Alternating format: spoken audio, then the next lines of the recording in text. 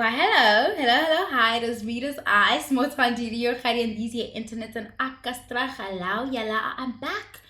All right, a lot happened this week. Like, kuningi guys, like, a lot happened and there's been so much discourse around it. Diddy, what are you talking about? Kiki Palmer, Cassie, and then we'll touch a little bit on Cindy. Who's Cindy, Diddy?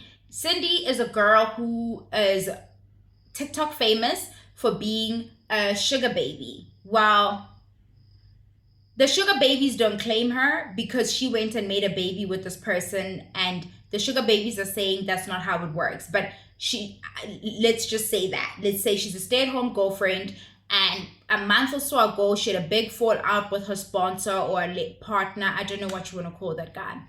And Diddy, why are you linking these three stories? I'm not necessarily linking them more than, okay, maybe I am, right?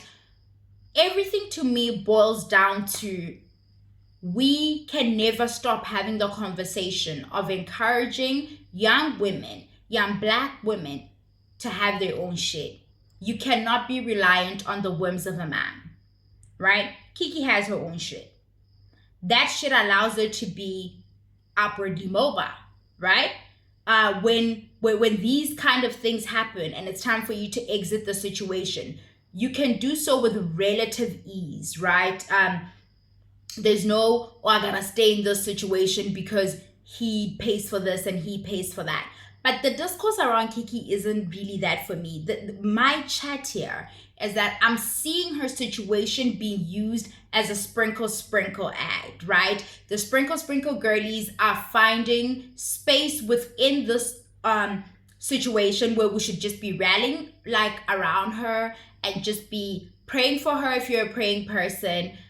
Speaking good things into her life, believing her, letting her know that we believe her, so that the other women who aren't as resourced or hyper visible as she is, but finding themselves in similar situations, can find some courage or some comfort in understanding that there's a broader community of women I've never known, women I've never met, who will believe me, right? Who will love me through this, who will not shame me for having found myself in this situation, right? Because it's not of my doing or my making. Instead of doing that, what we've done instead is we're now saying, oh, that's what happens when you date down. Did Kiki date down? Yes. Kiki dated down. She did all of those things. What I fear has happened with us as Black women across the board, this isn't an experience exclusive to like African American culture, because I live in a township at the southern tip of the African continent. Okay, and I as well have absorbed these teachings of us having to make room for Black men who haven't done well and be understanding of their plight and understanding of the constructs around our lives as people who've been racialized the way we have, Black, right? And the things that get in the way of us succeeding in this capitalist society, right? We do the work of understanding what those things are, and then we are able to show up for Black men in a very sensitive way. And most of the time, they don't deserve us showing up for them like that, right? But we get the teaching as Black women all across the planet. We all get that teaching. And then we find ourselves in these situations where we're dating down because we're so understanding because of how we've been conditioned, right? And that's how this has happened with Kiki, right? She probably thought, oh, but he's a good guy. Oh, but he's this. Oh, but he's that. It's still not a sprinkle ad. And in the process of trying to course correct, I feel like what we do is we exist in such extremes, right? It's like, either you're the girl who's doing what Tyler Perry and Yanla say you must do, which is to date like the bus driver and the dude that's paying the light bill or whatever, or you're over here and you're being Cindy, and Cindy's the girl from TikTok and you are a sugar baby. It's like there's so much gray area, there's so much happening in between, and in the effort to course correct all the teachings that we've taken on our entire lives, I feel we swing way to the other side or way to the other side. What's happened with Kiki may not have happened, right? She could have dated somebody not in her economic bracket and it could still have panned out. This is just a situation where this person is allegedly just not a decent person and is allegedly abusive. right? There's no running away from that. Trying to frame this as strictly a character flaw that exists within men who are underachieving is dangerous, because then you're pushing the girls over to the Cindy side and the sprinkle side of life, right? Where they're now gonna find themselves in situations with much older men or men with means when they don't have those means. And that's a trap in itself. There's so much gray to exist in, right? The idea that a man is abusive because he lacks these economic things, these markers of success that are seeped in capitalism. If he doesn't have that, then this is what this relationship is going to be. Versus if he's hit those markers of success, then he'll probably not be jealous of you, which is what it seems this person is. What's his fucking name? Is his name Darius? Who knows what the fuck his name is? It's not true. It's not true, and we're causing more harm to the young women when we have these arguments in extremes like we do, right? It's either this or that, right? You're either doing the guy with the light bill who's a bus driver, or you're sprinkling over here. There seems to be a disconnect online, the conversations we have, where everybody's acting like they have access, first of all, to the kind of men that can have you Gucci'd out and dripping all the time, and you can just be kept. First of all, the pool is too small of those kinds of men, right? And the reality of what that life is often not something that we hear a lot. Like, the women aren't very honest about the realities of being with these people. In walks in Cassie, right? We're finding us again. Cassie's another woman that we should just rally behind. Let her know that we believe her. That's why he fucking settled. Everybody online. Also, it's just about money. You're dense. You're fucking stupid. Okay? Nobody's gonna respond to that comment. You're dumb. Okay? The less than smart people, this way. Okay, we're dealing with something else in front of us. We are not going to be attending to that. Also, she just wanted money. So she just wanted So she just wanted Oh, Diddy's settling because he doesn't want his name dragged. No. I believe you, Cassie.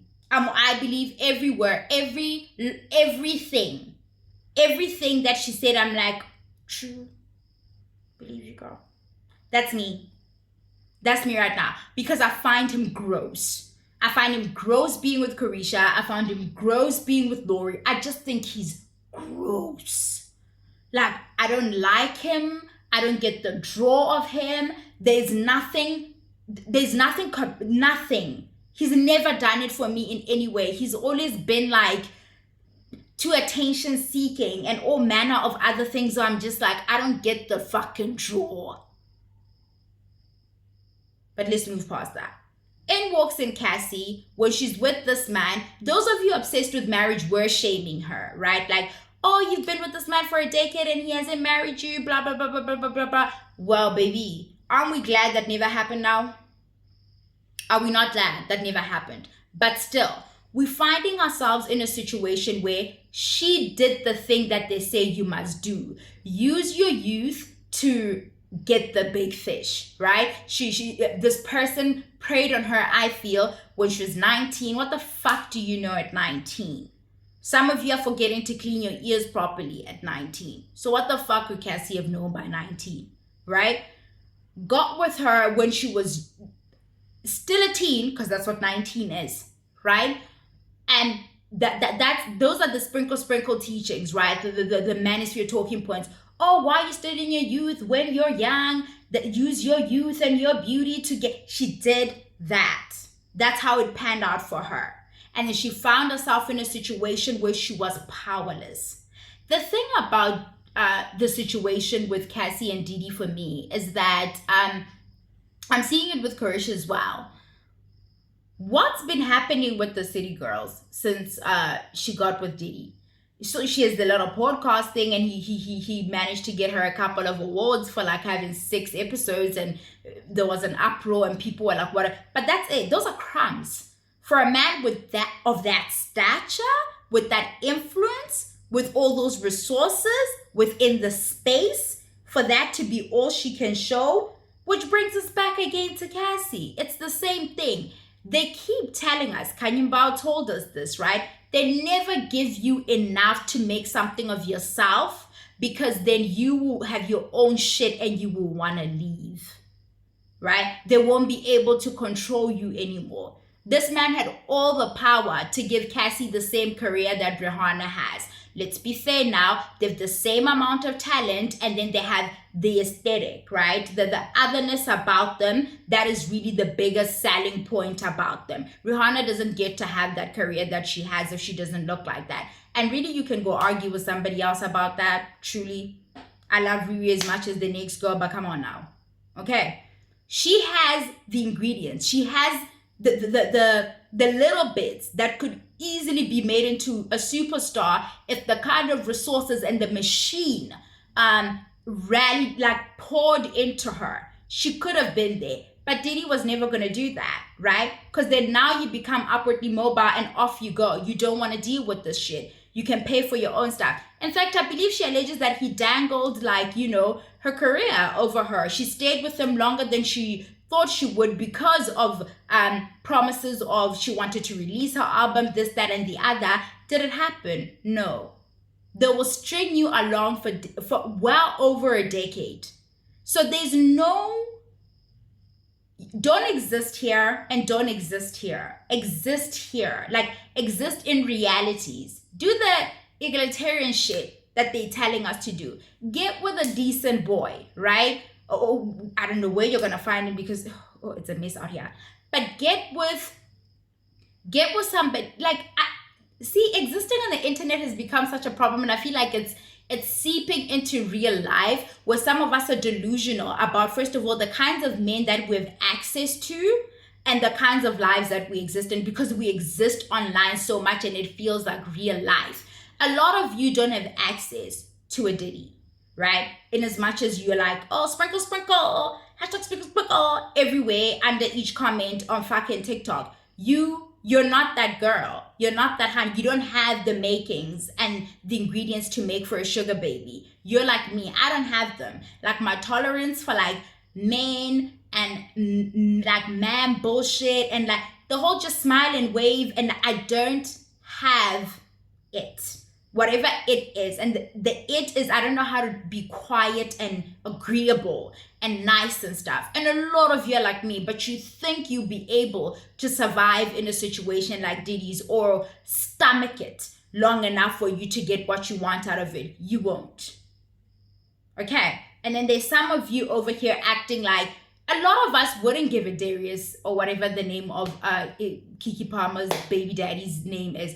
We wouldn't give a guy like that a chance. And like, I barely have my shit together, but I'm not about to date down to that degree, right? But like, you have everything you want as Kiki. You don't need anything from a man. So on your checklist, you probably don't have must make as much as me, because as Kiki, how many men do you have access to that are actually gonna make more than you when you've been earning the way you have since you were like a little girl, you know? So your standards are gonna be different. Your requirements, you probably just want a decent man who's gonna be good to you, right? Because you can afford to do the rest for yourself. And it's a difficult thing for a lot of us to wrap our minds around that having a man of means isn't high up on the list of women who are finding themselves in financial freedom, who can pay for stuff and cater for themselves and don't feel like they're lacking.